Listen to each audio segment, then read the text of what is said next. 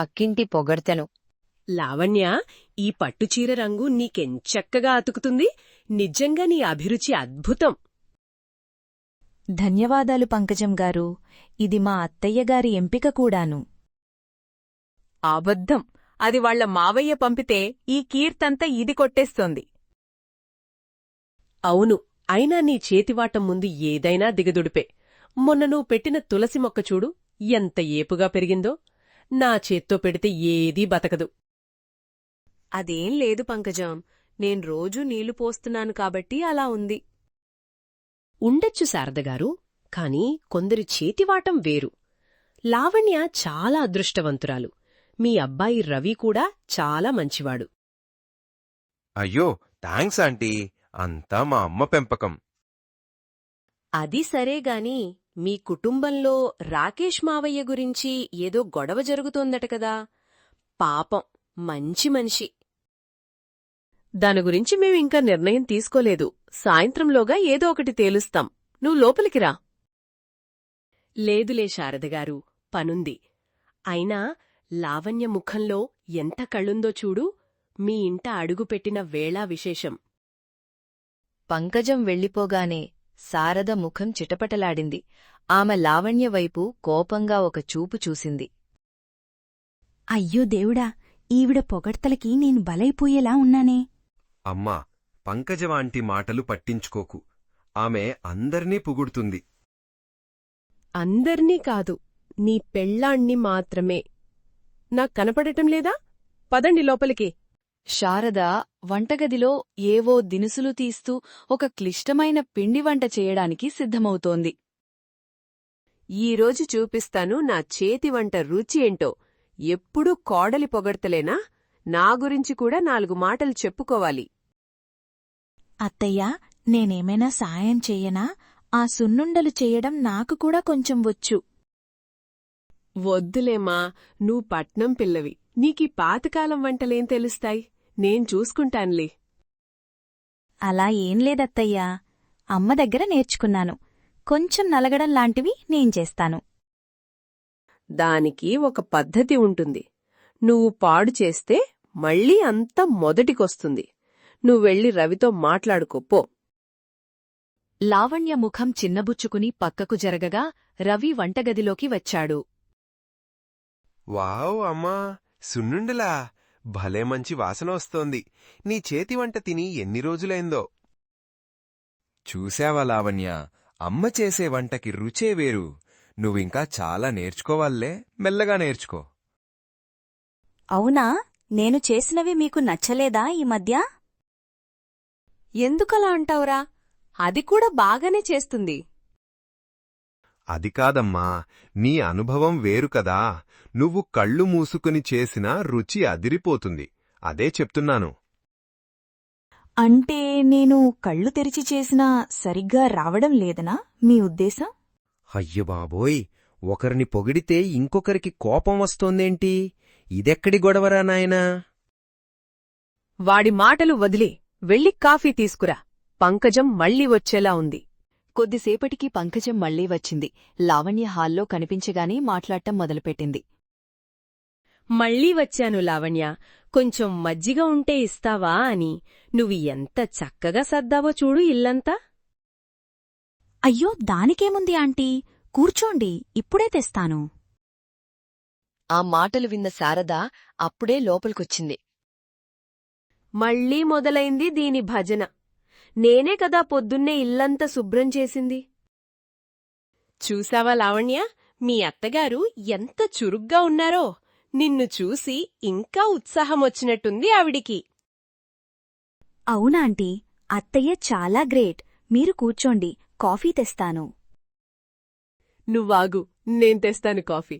నా చేతి కాఫీ రుచి కూడా చూపించాలి కదా పంకజానికి. శారద పంతంగా వంటగది వైపు నడిచింది. మీ అత్తగారికి నీమీద ఎంత ప్రేమో చూశావా? ఏ పని చెయ్యనివ్వట్లేదు. ప్రేమ కాదమ్మా తల్లి, పోటీ. నీకర్థం కావట్లేదు. లావణ్య శారద పంతంతో విసిగిపోయి ఒక చిన్న చిలిపి పనిచేసింది.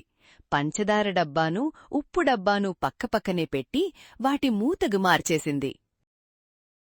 నన్ను తక్కువ అంచనా వేశారు కదా, ఇప్పుడు చూడండి అసలు మజా. ఈ పొగడ్తల గోలకి ఒక ముగింపు పలకాలి. ఇప్పుడు చూడు, నా కాఫీ రుచి లావణ్య చేసిందానికంటే 100 రెట్లు బావుంటుంది.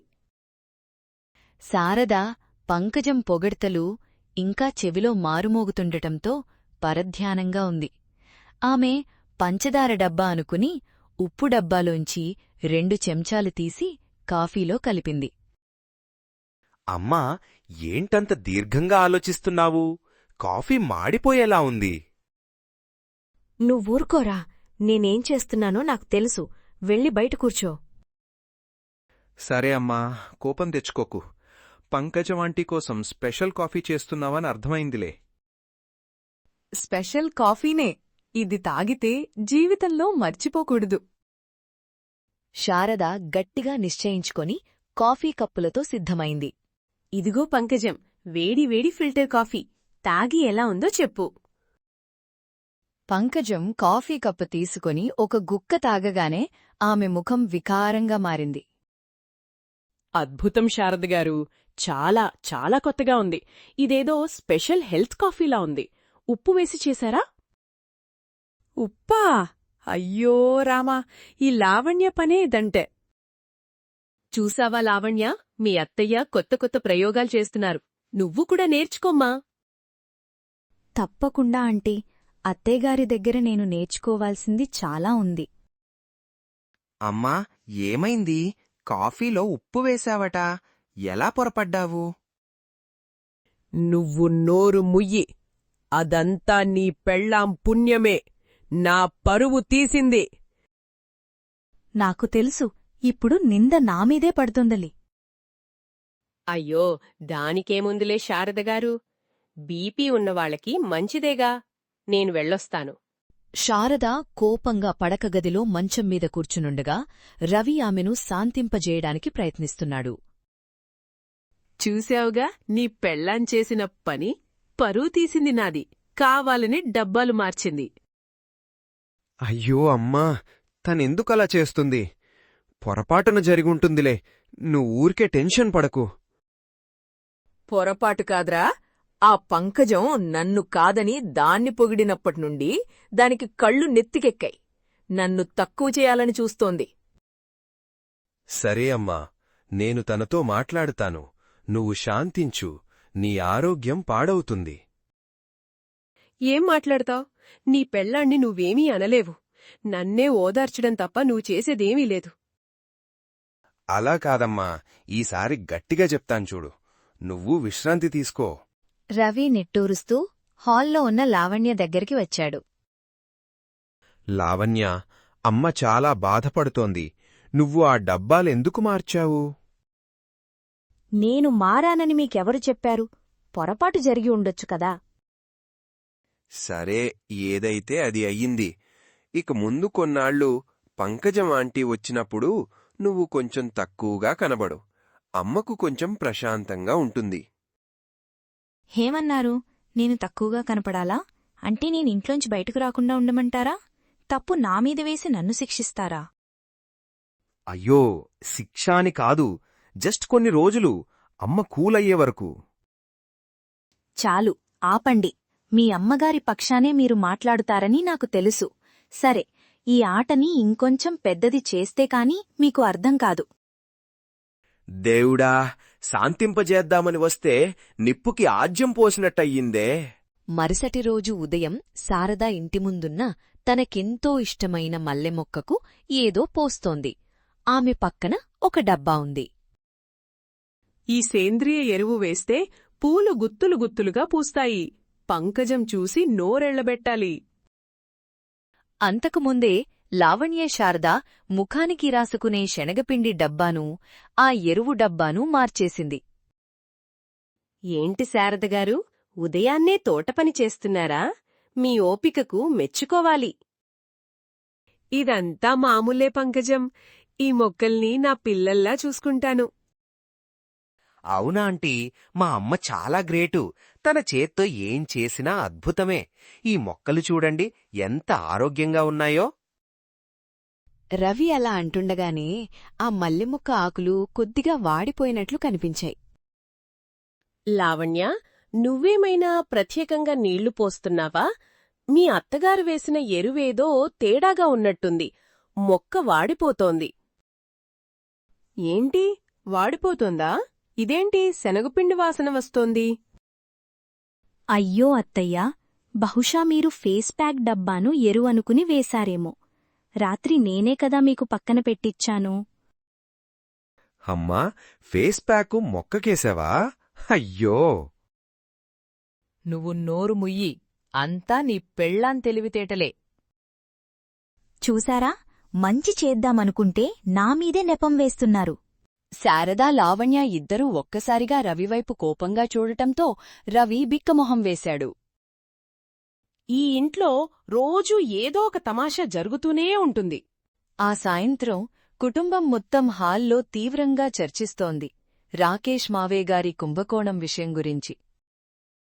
చూడురా, మనం రాకేష్తో సంబంధం తెంచుకున్నామని అందరికీ చెప్పేయాలి. మన కుటుంబ పరువు పోతుంది లేకపోతే. కాని అమ్మా, మావయ్య మనకు ఎంతో సాయం చేశారు. ఇప్పుడు వదిలేయడం బాగుండదు. సహాయం చేస్తే మన పరువు గంగలో కలపమంటావా?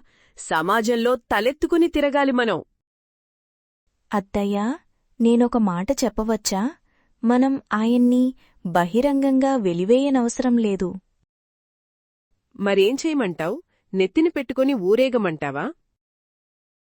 అలా కాదత్తయ్యా, మనం బహిరంగంగా ఏమీ మాట్లాడకుండా నిశ్శబ్దంగా ఉందాం. ఆయనకు కావలసిన న్యాయ సహాయం అందేలా వెనకనుంచి చూద్దాం. మన కుటుంబ పేరు బయటకు రాదు, బంధుత్వం నిలబడుతుంది. అది మంచి ఐడియా లావణ్య. కాని అమ్మ ఒప్పుకుంటుందా? నీ ఆలోచన ఆచరణాత్మకంగానే ఉంది, కాని జనాలేమనుకుంటారో అని భయంగా ఉంది.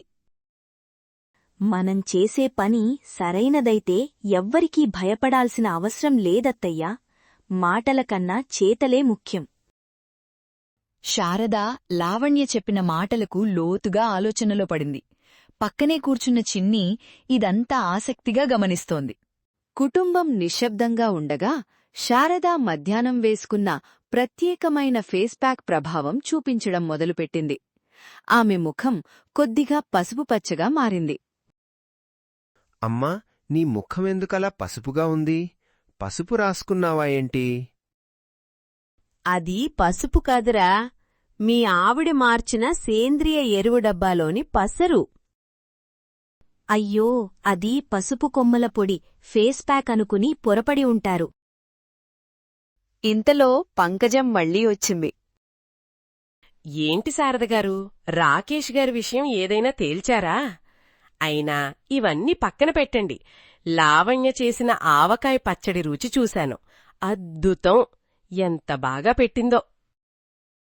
శారద పంకజం మాటలకు మరింతగా రగిలిపోతూ ఉండగా పక్కనే ఆడుకుంటున్న చిన్ని అమాయకంగా అంది. నాయనమ్మా, మొన్న రాకేష్ తాతయ్య ఇచ్చిన కారు బొమ్మ కాలు విరిగిపోయింది తెలుసా? అవును చిన్ని, పడేనాని. లేదు నాయనమ్మా, అమ్మ దాన్ని గమ్ వేసి చక్కగా అతికించేసింది. ఇప్పుడు మళ్ళీ కొత్త దానిలా ఆడుకుంటున్నాను. అమ్మ అన్నీ బాగు చేస్తుంది. ఆ చిన్న మాట శారద గుండెల్లోకి సూటిగా వెళ్ళింది. ఆమె లావణ్య వైపు చూసింది. పరువు గురించి ఆలోచించే తను విరిగిన బంధాన్ని బాగుచేయాలన్న లావణ్య ఆచరణాత్మక ఆలోచన రెండూ ఆమెకు ఒక్కసారిగా అర్థమయ్యాయి. నువ్వు చెప్పిందే కరెక్ట్ లావణ్య. విరిగినదాన్ని అతికించాలి కాని విసిరిపారేయకూడదు. మనం రాకేష్కి సహాయం చేద్దాం. లావణ్య కళ్లలో ఆనందం కనిపించింది. శారద, లావణ్య ఒకర్నొకరు చూసి చిన్నగా నవ్వుకున్నారు. వాళ్ళిద్దరి మధ్య ఒక కొత్త అవగాహన ఏర్పడింది. హమ్మయ్యా, సమస్య తీరిపోయింది. చూసారా, నేను చెప్తే వినరు. నువ్వు నోరు మూసుకుంటేనే ఇక్కడ సమస్యలన్నీ తీరుతాయి. అవును, మీరు మధ్యలో మాట్లాడకుండా ఉంటే చాలు. ఇద్దరూ ఒక్కసారిగా తనమీద విరుచుకుపడటంతో రవి అయోమయంగా చూస్తూ ఉండిపోయాడు. శారదా, లావణ్య మాత్రం ఒకరినొకరు చూసుకొని నవ్వు ఆపుకోలేకపోయారు.